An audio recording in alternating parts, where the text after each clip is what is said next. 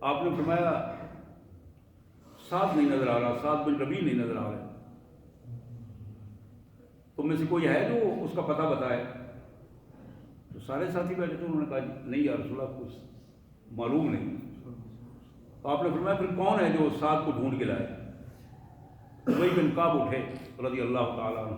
نوجوان تھے، محبت رسول میں سرشار تھے، اٹھے اور عرض کیا اللہ کے رسول مجھے اجازت دیں، میں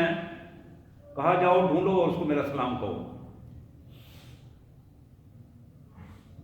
جناب ابی دوڑتے ہوئے گئے، کہتے ہیں کہ میں ایک جگہ پہ گیا جہاں وہ زخمی تھے، دیکھا وہاں نہیں ہے، دوسری طرف میں ایک ڈھیر تھا، وہاں کئی میتیں لاشیں پڑی ہوئی تھی، میں نے وہاں اوپر نیچے کر کے دیکھا نہیں تھے، کافی دیر میں تلاش کرتا رہا، دور میں نے دیکھا کہ ادھر ایک ڈھیر پڑا ہوا تھا، کچھ لوگ کراہنے کی آواز آ رہی تھی، میں دوڑتا ہوا وہاں گیا تو میں نے ایک دو میتیں لاشیں اوپر نیچے کی تو نیچے سے جناب سعد بن ربیع کی آواز آئی، کراہنے کی آواز آئی، اور جو ہی میری ملاقات ہوئی تو میں نے انہیں کہا سعد اللہ کے رسول نے مجھے تمہاری طرف بھیجا اور انہوں نے تمہارے نام سلام کہا ہے۔ ابی بن کعب کہتے ہیں خدا کی قسم میں نے دیکھا سعد کا چہرہ چاند کی طرح چمک اٹھا، آخری سانس سے کرا رہے تھے، خوشی سے چہرہ تمتما اٹھا، اس نے پھر کہا ابی میرے بھائی دیانتداری سے بتاؤ کہ میرے رسول نے میرا نام لے کر سلام کہا ہے؟ کہا ہاں خدا کی قسم اللہ کے رسول صلی اللہ علیہ وسلم نے تمہارا نام لے کر مجھے بھیجا ہے، تیرے نام انہوں نے سلام کہا ہے، میں ان کا سلام لے کر تمہارے پاس آیا ہوں۔ کہا میرے آقا کو میرا سلام کہنا اور میرے پیارے آقا صلی اللہ علیہ وسلم کو یہ عرض کرنا کہ آپ کا غلام سعد اس نے سینے پہ تیر کھائے ہیں، پشت پہ نہیں کھائے۔ آج میں اس پوزیشن میں ہوں، ممکن ہے اگلے چند لمحے میرے تمہارے ساتھ ہوں اور میں اپنے اللہ کے حضور چلا جاؤں،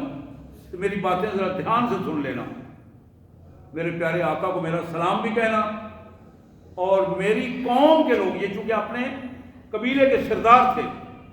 میرے قبیلے کو کے نوجوانوں کو مخاطب کر کے کہنا کہ تمہارے سردار نے سعد نے یہ حکم دیا ہے کہ اپنی آخری سانس تک محمد الرسول صلی اللہ علیہ وسلم کی ذات گرامی کو قربان کر دینا۔ آج میں دیکھتا ہوں لوگ عام انسانوں کے لیے جن کا کوئی کردار بھی نہیں ہے، جنہیں بیٹھنے کا سلیقہ نہیں ہے، بات کرنے کا سلیقہ نہیں ہے،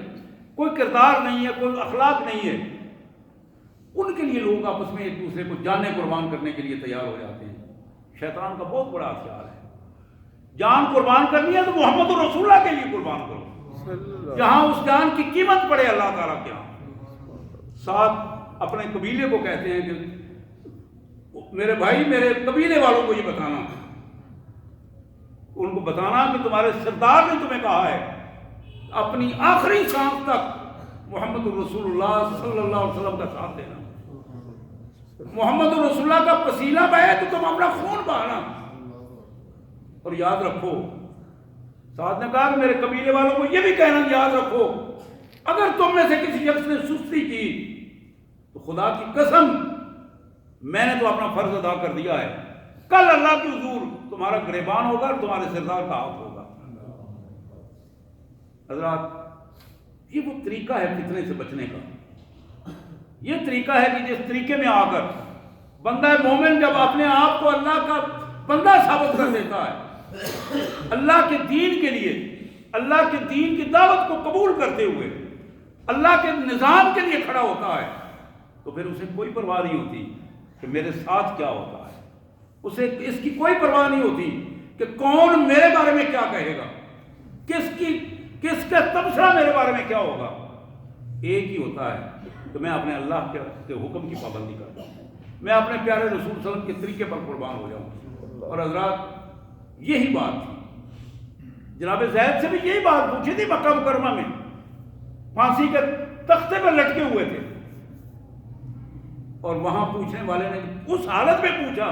جب لوگ نیزے کی انیوں سے چبوکے دے رہے تھے، خنجر لگا رہے تھے، جسم سے خون کے فارے ابھر رہے ہیں، اور پوچھا گیا زید محمد یاد تو آتا ہوگا؟ اب اگر تمہاری جگہ پہ وہ آئے، نعوذ باللہ تمہیں چھوڑ دیں اور وہ آئے تو تمہارا کیا خیال ہے؟ آج بھی اگر محمد کا ساتھ چھوڑ دو تو ہم تمہیں ابھی اپنا سردار بنانے کے لیے تیار ہیں۔ تو جناب زید نے کہا خدا کی قسم یہ تو ایک جان ہے، ایک جان ہے،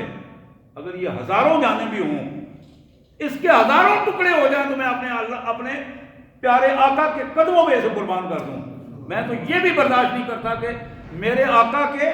جسم میں ایک کانٹا بھی چبھے، یہ الفاظ ہیں جناب زید کے، میں یہ برداشت نہیں کرتا کہ میرے آقا کے جسم میں ایک کانٹا چبھے، تو تم سے جان دینے کی بات کر رہے ہیں۔ اور حضرات یہ محبت رسول صلی اللہ علیہ وسلم فتنوں سے بچنے کا ذریعہ ہے۔ اگر یہ محبت رسول ہم میں پیدا نہیں ہوتی تو پھر ہم گندگیوں پر، اس گندی مکھی کی طرح گندگیوں پر ہم گریں گے، پھر ہمارا کوئی معیار نہیں ہوگا۔ اللہ اور اللہ کے رسول نے، اللہ نے جو ہمیں معیار دیا ہے قیادت کا، وہ صرف محمد رسول اللہ صلی اللہ علیہ وسلم کی ذات گرامی ہے۔ آئیے اپنے آپ کو اللہ کے رسول کی قیادت پہ یکسو کر دیجیے، محمد رسول اللہ صلی اللہ علیہ وسلم کی ذات گرامی پہ یکسو کیجیے، اور یہ دنیا داری کو قیادتوں سے اپنے آپ کو تعصبات سے اٹھائیے اور اللہ اور اللہ کے رسول کے داعی بنیے، ان کی دعوت کے۔ اللہ میں اس کی توفیق عطا فرمائے۔ واخر دعوانا الحمدللہ رب العالمین۔